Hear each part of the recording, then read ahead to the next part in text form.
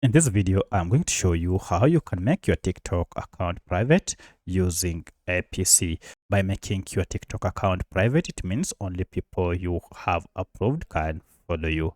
If this video helps, please like and subscribe to this channel.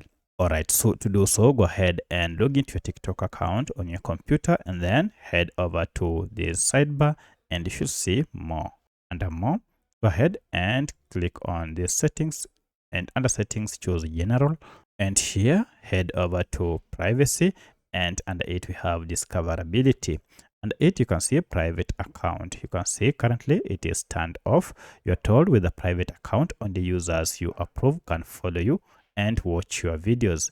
However, your existing followers won't be affected. To turn this on, go ahead and turn on private account, and now this setting has been updated successfully.